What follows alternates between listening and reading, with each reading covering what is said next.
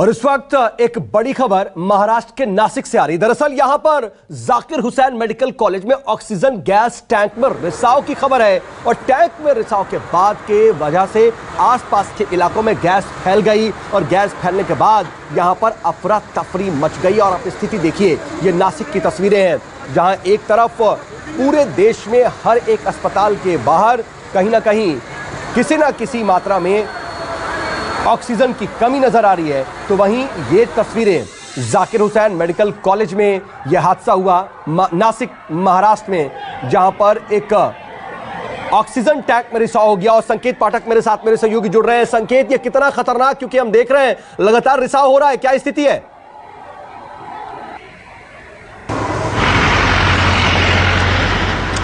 जी बिल्कुल, आपको बताऊं कि अब से कुछ ही देर पहले की ये घटना है जब नासिक का जाकिर हुसैन हॉस्पिटल है उसके बाहर ठीक ये टैंकर खड़ा हुआ था ऑक्सीजन का और उसमें लीकेज हुआ है, जिसकी वजह से जो पूरा इलाका है हॉस्पिटल के साथ साथ जो आसपास का इलाका है वहां पर गैस फैल गई है और जिसकी वजह से अब वहां पर अफरा तफरी का माहौल देखा जा रहा है। लेकिन अभी तक किसी भी मरीज को कोई भी दिक्कत हुई हो इस तरीके की बातें सामने नहीं आई। लेकिन फायर ब्रिगेड की टीम और डिजास्टर मैनेजमेंट की टीम वहां पर पहुंच चुकी है और लगातार कोशिश कर रही है कि कोई भी अप्रिय घटना ना हो पाए और किस तरीके से ये लीकेज हुआ है उसको सबसे पहले रोका जाए, ये प्रशासन की जिम्मेदारी है और वही इस वक्त करने की कोशिश की जा रही है। आपको बताऊं कि हम लगातार ये खबरें दिखा रहे हैं कि कई हिस्सों से ऑक्सीजन की कमी की खबरें आ रही हैं। यही वजह है कि अलग अलग जगहों से जो कोविड अस्पताल है वहां पर ऑक्सीजन पहुंचाई जा रही है और यही टैंकर में ऑक्सीजन लेकर आई गई थी, जिसके बाद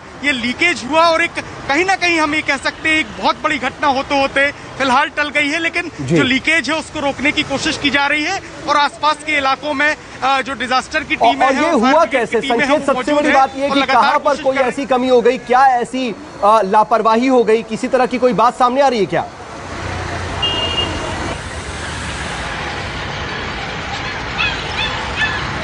देखिए, सबसे पहला काम है कि लीकेज को रोकना, क्योंकि आसपास का जो पूरा इलाका है वहां पर घनी आबादी भी रहती है।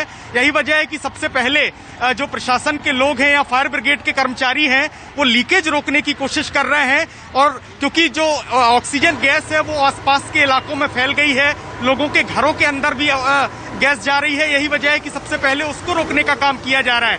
उसके बाद ये जांच की जाएगी कि आखिर ये लीकेज कैसे हुआ, क्या किसी कर्मचारी की कोई गलती है इसके पीछे, वो तमाम चीजों पर जांच की जाएगी। लेकिन सबसे पहली प्राथमिकता यही है कि कोई अप्रिय घटना ना हो, क्योंकि वहां पर कोविड के पेशेंट भी मौजूद हैं, इसके अलावा घनी आबादी भी वहां पर आसपास रहती है। ऐसे में उस गैस की वजह से किसी को दिक्कतें ना हो, सबसे पहले वो काम किया जा रहा है। जी ठीक है, लेकिन संकेत, ये ऑक्सीजन गैस के सिलेंडर में रिसाव है तो जाहिर सी बात है इससे जो रिसाव हो रहा है वो ऑक्सीजन की गैस है। लेकिन ये इस तरीके से इसका रिसाव होना भी लोगों के लिए खतरनाक हो सकता है। क्या खतरा हो सकता है लोगों को, किस तरह की दिक्कतें आ सकती है, इस बारे में कुछ बता पाएंगे आप?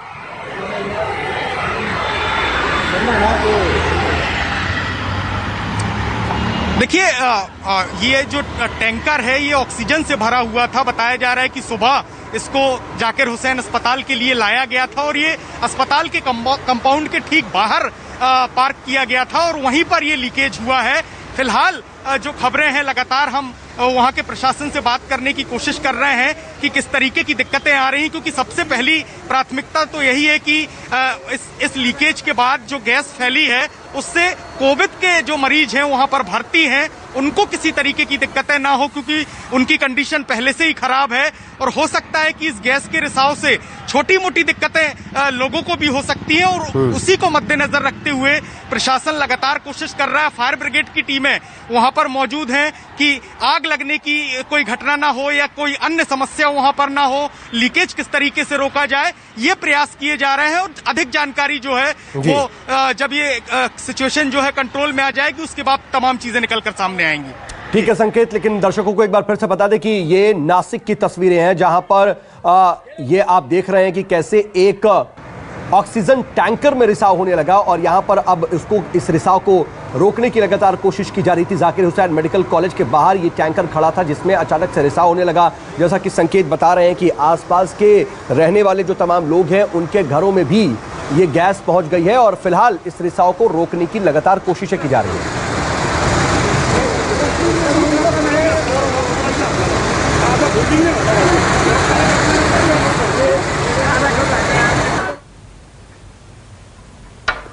और चलिए अब हम बात करेंगे हमारी मुहिम यानी कि ऑपरेशन ऑक्सीजन की। और इस वक्त मेरे साथ मेरे 3 सहयोगी मौजूद हैं। मेरे साथ संकेत पाठक मेरे सहयोगी मौजूद हैं मुंबई से, इसके अलावा भूपेंद्र सिंह अहमदाबाद से हैं और प्रशांत देव दिल्ली से इस वक्त मेरे साथ मौजूद हैं। आप तीनों का रुख मैं करूंगा और आपके पास आ रहा हूं, लेकिन इससे पहले बता दें कि देश में कोरोना की वैक्सीन बनाने वाली बड़ी कंपनी सीरम इंस्टीट्यूट ने अपनी वैक्सीन कोविशील्ड की कीमत तय कर दी है। यह इस वक्त की बहुत बड़ी खबर है। दरअसल सीरम ने यह कहा है कि राज्य सरकार को दिए जाने वाले वैक्सीन की जो कीमत होगी वो 400 रुपए प्रति डोज रखी गई है, जबकि खुले बाजार में कोविशील्ड वैक्सीन की कीमत 600 रुपए रखी गई है।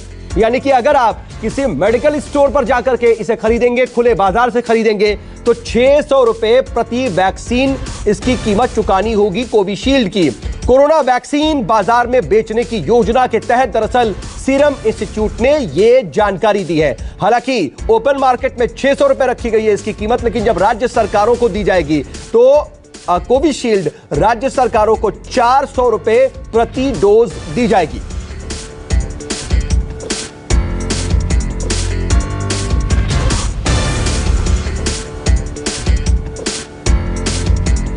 तो ये अपने आप में बड़ी खबर। दरअसल कोविशील्ड को लेकर के ये बड़ी खबर आ रही है कि उसकी कीमत तय हो गई है। इधर मध्य प्रदेश की अगर बात करें तो मध्य प्रदेश के दमोह से एक खबर है, जहां पर जिला अस्पताल के अंदर ऑक्सीजन सिलेंडर को लेकर के अफरा तफरी मच गई। दरअसल कल देर शाम जिला अस्पताल में भर्ती मरीजों के परिजनों के बीच जैसे ही ऑक्सीजन की कमी की खबर फैली, परिजन स्टोर रूम पहुंच गए। सिलेंडर के स्टोर रूम में घुस करके मरीजों के परिजनों ने एक के बाद एक ऑक्सीजन सिलेंडर उठाकर मरीजों के पास वो ले जाने लगे और वो वहां से सिलेंडर उठाने की कोशिश करने लगे। देखते ही देखते ऑक्सीजन सिलेंडर की एक तरह से मानो लूट मच गई। अस्पताल कर्मचारियों ने जब उन्हें रोकने की कोशिश की तो परिजन उनसे उलझ गए। लोगों के इस तरह के रवैये को देखते हुए अस्पताल कर्मी सारी व्यवस्था छोड़ करके बाहर आ गए। हालांकि बाद में किसी तरह से परिजनों को समझाया गया, लेकिन दरअसल परिजनों की स्थिति, उनकी मना स्थिति इस बात से समझी जा सकती है कि जब उन्हें लगा कि उनके अपने ऑक्सीजन की कमी के चलते कहीं दम ना तोड़ दें, इसी वजह से वो किसी भी हाल में ऑक्सीजन का सिलेंडर अपने पास रखना चाहते थे। वो ये चाहते थे कि आने वाले वक्त में ऑक्सीजन के सिलेंडर की कमी ना हो, इसीलिए वहां पर ऑक्सीजन की छीना झपटी तक हो गई और वहां पर स्टोर रूम में जाकर के परिजन ऑक्सीजन का सिलेंडर उठाने लगे। भर्ती उनके रिश्तेदारों एक दो सिलेंडर उठा के अपने मरीज के सरियाने रख रहे हैं, जो बहुत सरासर शर्मनाक स्थिति मतलब बात है। इन लोगों को सोचना चाहिए कि यहाँ दिन रात doctor, staff, nurse, ward boy सारे लोग मेहनत कर रहे हैं। आप सिलेंडर लेके जाओगे तो आप सिलेंडर लगा नहीं पाओगे, क्योंकि तुम उनको नहीं पता कि किसको ऑक्सीजन की ज़रूरत है, किसको नहीं है। लेकिन उसके बाद में भी रिश्तेदार, मरीज के रिश्तेदार 2-2, 3-3 सिलेंडर लेके जा रहे हैं। खालियों का पता नहीं चल रहा है। कुछ लोग गाड़ियों में भर के लेके जा रहे हैं। हमारे यहाँ सिर्फ 2 कर्मचारी जो देखते हैं, उनके ऊपर ऐसे बाहर करते हैं, मेरे को मानने को तैयार हो जाते। और इस वक्त मेरे साथ मेरे सहयोगी प्रशांत गुप्ता मौजूद है, साथ ही फिनिक्स हॉस्पिटल से डॉक्टर डीके गुप्ता भी इस वक्त मेरे साथ जुड़ रहे हैं। लेकिन प्रशांत, पहले मैं आपका रुख करना चाह रहा हूं। प्रशांत, देखिए, ऑक्सीजन की आपूर्ति हो रही है, उसको लेकर के लगातार सरकारों की तरफ से भी अपनी अपनी कोशिशें हो रही हैं। दिल्ली में भी फौरी तौर पर ऑक्सीजन मिल गई है, लेकिन अभी की स्थिति क्या है?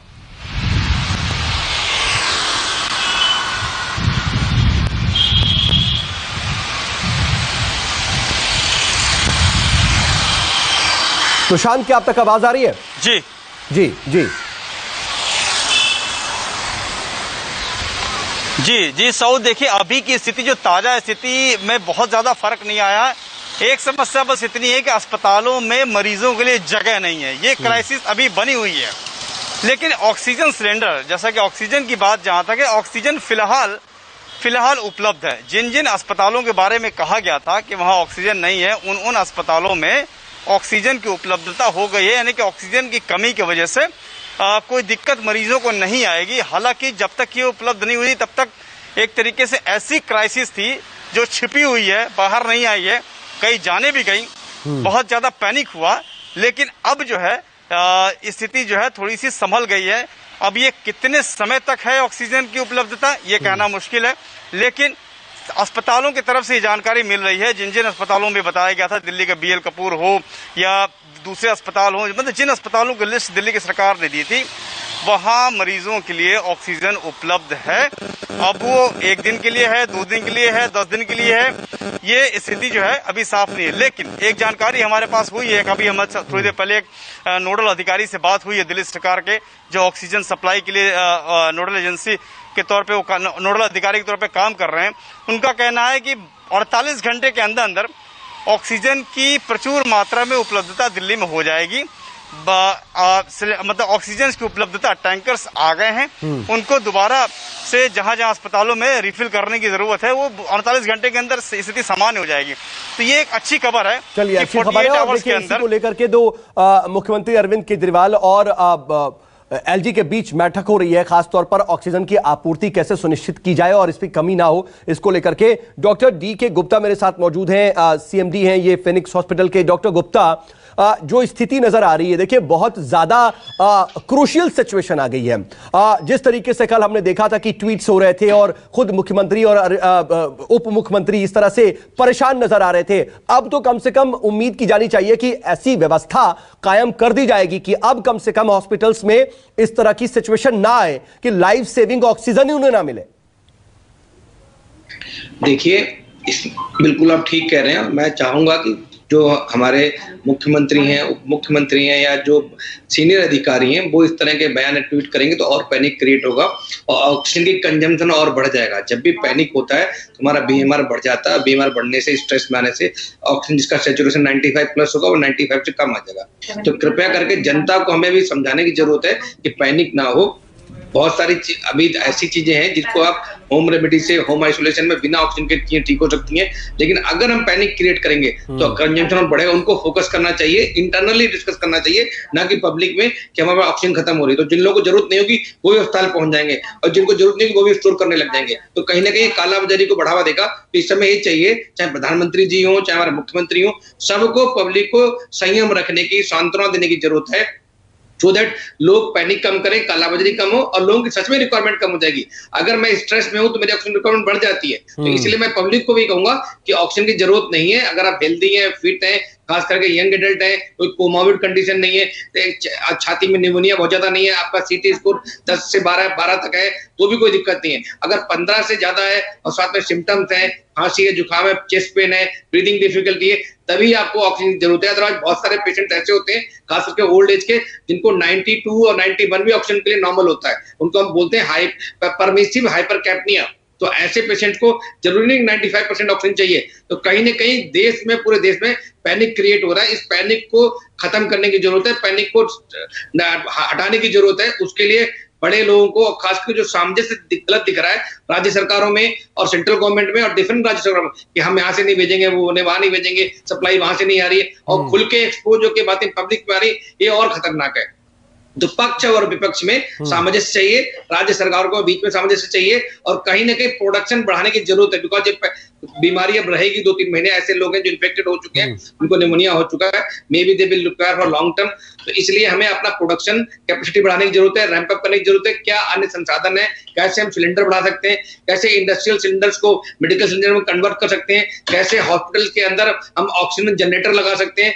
तो ये सब चीजें हमें ध्यान देना चाहिए और यही शायद सबके लिए। डॉक्टर गुप्ता, एक और चीज है, और अगर आप इसको बेहतर तरीके से समझा पाएंगे कि इस वक्त की स्थिति देख रहे हैं कि पिछली बार ऐसी सिचुएशन नहीं आ रही थी कि बहुत ज्यादा ऑक्सीजन पर जाना पड़ रहा हो कोविड पेशेंट्स को, लेकिन इस वक्त लोगों के मन में यह बात आ रही है कि अगर कोविड पॉजिटिव हैं तो उन्हें ऑक्सीजन सिलेंडर की जरूरत होगी। असल में ऑक्सीजन सिलेंडर कब जरूरी हो जाता है और किस वक्त लगाना चाहिए, यह अगर आप बता पाए। बिल्कुल, आप बिल्कुल ठीक करें। $1 मिलियन क्वेश्चन है कि पैनिक ये हो रहा है कि जो भी बीमार पड़ रहा है तो उसको लग रहा है कि तो बेड नहीं मिलेगा, तो इसलिए वो बेड बुक करना चालू कर देता है, भर्ती करने की सिफारिशें चालू कर देता है। BVIP लोग झूठ बोलते हैं कि मेरा सैचुरेशन 95 से कम हो गया, 90 हो गया, जबकि एक्चुअल सैचुरेशन 95 से प्लस ही होता है। और बहुत बार स्ट्रेस की वजह से जब पैनिक होता है तब भी 95 से कम होता है। तो 95 से कम होने का मतलब नहीं कि तुरंत आपको ऑक्सीजन चाहिए, आपको रिलैक्स चाहिए, आपको दवाइयां चाहिए, ओरल मेडिकेशन चाहिए। अगर किसी की 92, 91 से कम हो रही है, इवन ओल्ड एज में खास करके हम लोग अलाउ करते हैं 91, 92 दूर तक नॉर्मल मानते हैं, तो उन लोगों को ऑक्सीजन चाहिए, या जिनका सीटी में फाइंडिंग 15 से 18 है, 15 से ज्यादा हो गया है स्कोर, जो 4 स्कोर है, या सीवियरिटी डिफिकल्टी ब्रीदिंग हो रही है, सांस में तकलीफ हो रही है, सांस फूल रही है, सांस का रेट तेज चल रहा है, चेस्ट पेन बहुत ज्यादा हो रहा है, बीपी बहुत फॉल हो रहा है, आईसीयू में पेशेंट जा रहा है, तो या ऐसे लोग जिनको लंग्स दोनों खराब हो गए, तो ऐसे लोगों को ऑक्सीजन चाहिए, ना कि हेल्दी लोगों को। और मैं चाहूंगा, सबसे उम्मीद करूंगा कि घर में कृपया करके अगर आपको जरूरत नहीं है तो अननेसेसरी ऑक्सीजन इकट्ठा ना करें, उससे जिनको जरूरत होगी। मैं इसी पर आ रहा था डॉक्टर गुप्ता की कई जगह से ये खबरें आ रही हैं, कई जगह ये रिपोर्ट्स आ रही हैं कि लोगों ने अपने घरों में भी सिलेंडर स्टोर कर लिए हैं, तो उनको क्या सलाह देंगे आप? बिल्कुल, मेरे पास भी ऐसे बहुत सारे लोगों की क्वेरी आती है कि मैं ऑक्सीजन खरीद के भरवा के रख लूं, तो बहुत सारे लोगों ने घरवा के रख लिया, उनको ऑपरेट करना भी नहीं आता बहुत सारे लोगों को। किसी के पास फ्लो मीटर नहीं लगा होगा, फिर किसी को खोलना कैसे, बढ़ाना कैसे, क्या मॉनिटर करना है, ह्यूमिडिफायर लगा होना चाहिए। ऑक्सीजन को हम लोग ह्यूमिडिफाई करके पेशेंट को देते हैं, मतलब उसको वाटर के थ्रू पास होती है, ह्यूमिडिफाई होती है, तो इसके नुकसान भी हो सकते हैं। तो अगर आपने स्टोर कर लिया, उसको यूज नहीं कर पा रहे, इट मींस आप किसी न किसी की जान को खतरे में डाल रहे, जिसको एक्चुअल जरूरत है उसको नहीं मिल पा रही। तो सबसे मैं रिक्वेस्ट करूंगा, कृपया करके पैनिक क्रिएट ना करें, सबको ऑक्सीजन की जरूरत नहीं है, ऑक्सीजन की जरूरत उन्हीं को है जो 60 प्लस है, 50 प्लस है, अननेसेसरीली पैनिक क्रिएट ना करें। लेकिन डॉक्टर गुप्ता, इसी से कनेक्टेड सवाल भी है कि जब ऑक्सीजन की बात आती है तो उन लोगों के लिए ही रेमडेसिविर के इंजेक्शन की जरूरत पड़ती है जिनके ऑक्सीजन लेवल बहुत ज्यादा डाउन होता है। इसी को देखते हुए जो अभी पैनिक सिचुएशन है, ऑक्सीजन सिलेंडर के साथ साथ रेमडेसिविर की भी लेकर के यही स्थिति है, आप ऐसे लोगों को क्या सलाह देंगे कि रेमडेसिविर को क्या स्टॉक करें, नहीं करें, और करें तो किस सिचुएशन में? देखिए, ऐसे बहुत सारे लोग हैं जो अफोर्डेबल क्लास है, खास करके वो लोग क्या कर रहे हैं, उनको रेमडेसिविर की जरूरत नहीं है, पेशेंट सिक नहीं है, उसका जो सीटी स्कोर है वो 12 से कम है, या उसको निमोनिया ज्यादा नहीं है, या उसकी कोमोर्बिड कंडीशन ज्यादा नहीं है, उनको भी वो रेमडेसिविर दिलवा रहे हैं जिसकी जरूरत नहीं। तो कृपया करके, या इससे दिलवाएंगे तो रेमडेसिविर गायब हो गया, आपने देखा होगा। तो इसीलिए उनको चाहिए रेमडेसिविर जो सीरियस पेशेंट्स हैं, जो कोमोर्बिड पेशेंट है, जिनका सीटी स्कोर 12 से 15 से ज्यादा है, जिसको निमोनिया हो रखा है, जिनको ब्रीदिंग डिफिकल्टी हो रही है, जो आईसीयू में क्रिटिकल है, हर बंदे को रेमडेसिविर देंगे तो उसका मिसयूज होगा या ओवर यूज होगा, और उसका कोई जुडिशियस यूज नहीं होगा, तो कोई फायदा नहीं होगा। वेस्टेज ऑफ मनी है और वेस्टेज ऑफ ड्रग है। डॉक्टर गुप्ता, ये पैनिक सिचुएशन के साथ साथ थोड़ी बहुत अवेयरनेस की भी कमी है क्या? अवेयरनेस की कमी और मिसकंसेप्शन कहीं ना कहीं लोगों के अंदर बहुत ज्यादा आ गया है। हाँ बिल्कुल, हमें चाहिए, सरकार को भी चाहिए कि रेमडेसिविर के यूज क्या है, कौन से पेशेंट को देनी है, फेविपिलू कौन से पेशेंट को देनी है, स्टेरॉइड किसको देने हैं। तो मुझे लगता है कि पब्लिक आजकल पढ़ी लिखी बहुत है, तो गूगल करके और मैसेज देख के ओवर प्रिस्क्राइब करना, ओवर ट्रीट करने की कोशिश करती है, और पैनिक की वजह से भी ओवर ट्रीटमेंट हो रहा है। तो उसको कम करने के लिए हमें चाहिए कि कुछ क्लियर कट गाइडलाइंस पब्लिक के सामने ला देनी चाहिए, सो दैट लोगों को पता लग जाए कि अगर 12 से कम देते हो तो कोई फायदा नहीं हो। मैं बताऊंगा, रेमडेसिविर का कोई रामबाण नहीं है, इससे डेथ नहीं रुकती है, ये डेथ को प्रिवेंट नहीं करती। बहुत सारी स्टडी हो गई अभी तक, इतनी आई है, ये सिर्फ आपका हॉस्पिटल स्टे कम करती है। मतलब अगर आपको 10 दिन में पहले ठीक होने वाले थे, अगर आपको रेमडेसिविर मिल गई तो लगता है 8 दिन में ठीक हो जाओ। तो ऐसा नहीं है कि आपको जान अगर नहीं बचनी होगी तो रामबाण नहीं है। तो कृपया करके भ्रांतियां ना फैलाएं। इवन अब तो देख रहे हैं डॉक्सीसाइक्लिन नहीं मिल रही है, ओवर लोग इकट्ठा कर रहे हैं, फेविफ्लू नहीं मिल रही है, तो ऐसी बहुत सारी दवाइयां जो यूज हो रही थी तो उनको लोग ओवर इकट्ठा कर रहे हैं, घर में रख रहे हैं। बिल्कुल, और इस तरह की चीजों से कम बचना चाहिए। और इस वक्त मेरे साथ डॉक्टर डीआर राय, जो कि पूर्व उपाध्यक्ष रहे हैं आईएमए के, वो भी जुड़ चुके हैं। मैं डॉक्टर राय आपके पास भी आऊंगा, लेकिन इस बीच अहमदाबाद से मेरे सहयोगी भूपेंद्र मेरे साथ जुड़े हुए हैं। भूपेंद्र, अगर हम पूरे गुजरात की बात करें तो पूरे गुजरात में ऑक्सीजन, रेमडेसिविर की सिचुएशन क्या है? क्या वहां भी बहुत पैनिक हो रहा है? मैं बात करूं तो यहाँ पर जो अहमदाबाद में जैसे सिविल अस्पताल है, तो वहां पर उन्होंने ऑक्सीजन के टैंक लगा रखे हैं। सिविल अस्पताल में ही 60,000 लीटर की क्षमता वाली ये टैंक है, कोई 10,000 का है, कोई 20,000 का, इस तरह से अलग अलग टैंक लगा रखे हैं। और उसके अंदर अलार्म सिस्टम है, जैसे ही ऑक्सीजन लेवल कम होता है उन टैंकों के अंदर जो कंपनी है वो आके ऑक्सीजन फिलअप कर देती है, उनका डायरेक्ट कनेक्शन है और पूरा अस्पताल जो है वो सेंट्रलाइज है। तो सिविल अस्पताल, सरकारी अस्पतालों में ऑक्सीजन की कमी नहीं है। कमी है प्राइवेट अस्पतालों में, जहां पर सिलेंडर सप्लाई होते हैं, वहां पर कहीं ना कहीं, क्योंकि सप्लायर की वजह से जो स्टॉक आ रहा था उसमें कहीं ना कहीं थोड़ी बहुत कमी जरूर रही। लेकिन अब चूंकि इंडस्ट्रियल पर्पज के लिए वो ऑक्सीजन सप्लाई बंद कर दी गई है, तो अब वो कमी भी पूरी हो गई है। रही बात रेमडेसिविर को लेकर, रेमडेसिविर की कमी बहुत ज्यादा देखने को मिली थी, क्योंकि लोग घंटों कतार में खड़े होकर रेमडेसिविर लेने के लिए, जैसे कि कैडिला रेमडेसिविर यहाँ पर बनाता है, तो उसके बाहर उन्होंने जब डिस्ट्रीब्यूट करना शुरू किया था 899 रुपए में, तो लोग 1-1 किलोमीटर लंबी लाइनों में घंटों खड़े रहे। लेकिन चूंकि अब वो सिस्टम भी बंद कर दिया गया है, यहाँ पर स्ट्रिक्ट हिदायत दे दी गई है कि जितने भी सरकारी अस्पताल है वहां तो ये चीजें उपलब्ध भी है, प्राइवेट अस्पतालों में भी कलेक्टर की देखरेख में ये इंजेक्शन दिए जाएंगे। किसी भी इंडिविजुअल को अब ये इंजेक्शन नहीं मिलेगा। उसके लिए बाकायदा एक फॉर्मेलिटी की गई है, मेल करना पड़ेगा कलेक्टर को, उसके जरिए उन्हें। चलिए, राज्य सरकार अपने स्तर पर हर वो कोशिश कर रही कि पैनिक को कम से कम तर रखा जाए। लेकिन डॉक्टर राय, मैं आपके पास आऊंगा और जरा उपलब्धता की बात पर जब हम बात कर रहे हैं, ऑक्सीजन और रेमडेसिविर की बात कर रहे हैं सर, तो एक बात यह भी आती है, जैसा भूपेंद्र बता रहे हैं कि कुछ हॉस्पिटल्स के पास अपने प्लांट हैं, वहां पर वो उस तरीके से मैनेज कर सकते हैं। इस व्यवस्था को कायम रखना कितना मुश्किल है? क्या इसमें सिस्टमेटिक कुछ टेक्निकलिटीज आती हैं कि हॉस्पिटल्स अपने अपने प्लांट लगा सकें? बहुत अच्छी बात पूछी आपने। वाकई में इस वक्त महामारी की अवस्था बन चुकी है और देश की स्वास्थ्य सेवाएं चरमरा रही हैं। कभी भी नहीं सोचा था एज ए डॉक्टर होते हुए हमने कि सेकंड वेव हमारी इतनी खतरनाक हो जाएगी कि हमसे संभाले नहीं संभलेगी। लापरवाहियां हुई हैं, इसमें कोई दो राय नहीं है। जनता ने अपने आप को बिल्कुल फ्री छोड़ दिया, जिसकी वजह से आज हमको दिन देखना पड़ा, इसमें भी कोई दो राय नहीं है। लेकिन कहीं ना कहीं हमारी सरकार को यह सोचना चाहिए था कि जब यूरोप से हमको इस प्रकार की समाचार मिल रहे थे कि सेकंड वेव बड़ी इंफेक्शियस है और ज्यादा खतरनाक है, तो हमको हर चीज का स्टॉक लेके चलना चाहिए था। अब देखिए, आप ऑक्सीजन की बात कर रहे हैं।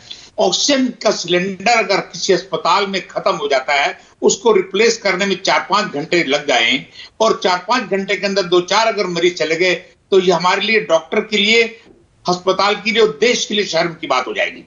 तो ये वाली स्थिति तो नहीं आनी चाहिए कभी भी। अभी उस प्रकार से आपने कहा कि कुछ लोगों ने अपने टेंट लगा के वहां पे टैंकर खड़े कर दिए हैं, वो भर रहे हैं, बहुत अच्छी बात है। और सरकार ने भी वार फुटिंग के ऊपर इंडस्ट्रियल ऑक्सीजन को बिल्कुल बंद कर दिया है और सारी की सारी ऑक्सीजन हमको डाइवर्ट कर दिया मेडिकल की तरफ। बहुत अच्छी बात है, सराहनीय है। लेकिन मैं जनता से कहूंगा, जो हमको पता लगा है, जनता ने भी प्राइवेट अपने स्टॉकिस्ट से 4-4, 5-5 सिलेंडर लेके घर में रख लिए हैं। कृपा करके मैं हाथ जोड़ता हूं, आपको नहीं मालूम कि ऑक्सीजन कब देनी है और कितनी देनी है और कब तक देनी है। आप घर में अपने आप अपने मरीज के साथ खिलवाड़ ना कीजिए, डॉक्टर पे विश्वास कीजिए, तो डॉक्टर जितनी ऑक्सीजन देना चाहेगा देगा। दूसरी चीज, अभी आपने रेमडेसिविर की बात कही। रेमडेसिविर ये रामबाण नहीं है। पता नहीं इसकी इतनी पब्लिसिटी कर दी कि 3 दिन पहले कहा गया कि ये 5,500 का इंजेक्शन हमने 3.5 का कर दिया है, 2400 वाला इंजेक्शन 899 का कर दिया है। भाई आपने तो कर दिया, ठीक है, इंप्लीमेंटेशन हुआ नहीं हुआ, उसके बाद वो मार्केट के अंदर काला बाजारी चल रही है। और मैंने आपके माध्यम से, टीवी के माध्यम से बार बार एक ही बात कही है, सरकार से हाथ जोड़ के कहता हूं, दोबारा कहता हूं कि कृपा करके रेमडेसिविर और दूसरी फेविफ्लू मेडिसिन सिर्फ उन हॉस्पिटल्स में दीजिए जहां पर कोविड डेजिग्नेटेड है। किसी मरीज को रेमडेसिविर के लिए बाहर न जाना पड़े, एक-एक मील लंबी लाइन में न लगना पड़े। एक तो देखिए, एक तो उसका मरीज वहां पे तड़फ रहा है अस्पताल में, दूसरा उसे घर वाले लाइन लगा के तड़फ रहे हैं। आप बताइए कितनी पैनिक की स्थिति हो जाएगी। हर अस्पताल के अंदर रेमडेसिविर इतना दीजिए, आप उसका स्टॉक लीजिए, उसको ऑडिटिंग करिए कि आपने किस पेशेंट को दिया, उसका आधार नंबर दीजिए। मैंने कहा, लेकिन काला बाजारी को रोकिए।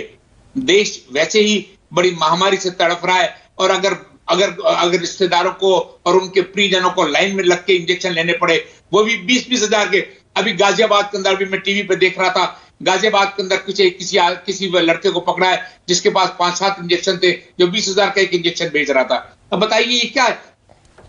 एक तरफ लोग बाग तड़फ रहे हैं इंजेक्शन के लिए, दूसरी तरफ आप उसी काला बाजारी कर रहे हो। तो ये चीजें सरकार को अपने हाथ में लेनी चाहिए।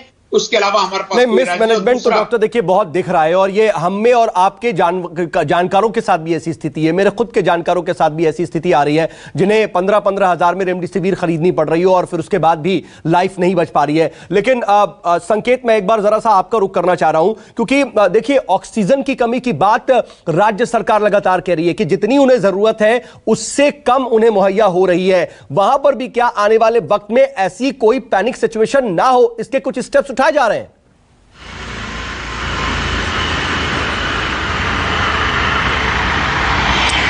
देखिए, अगर मैं ऑक्सीजन की बात करूं तो कुछ एक जगहों से, मुंबई और महाराष्ट्र के कुछ एक अस्पतालों से खबरें आई थी कि वहां पर ऑक्सीजन की कमी है।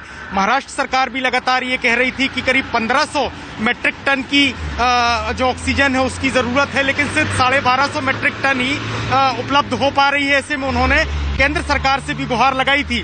लेकिन अब अगर मैं मुंबई के परिप्रेक्ष्य में बात करूं तो एक राहत की खबर ये आई है कि बीएमसी के अधिकारियों से हमारी बात हुई है। उनका कहना है कि मुंबई में 235 मेट्रिक टन ऑक्सीजन की जरूरत है और जल्द ही उनके पास जामनगर का जो प्लांट है, इसके अलावा विशाखापट्टनम का प्लांट है, वहां से 300 मेट्रिक टन ऑक्सीजन पहुंचने वाली है। यानी कि मुंबई में बहुत ज्यादा दिक्कतें नहीं होंगी।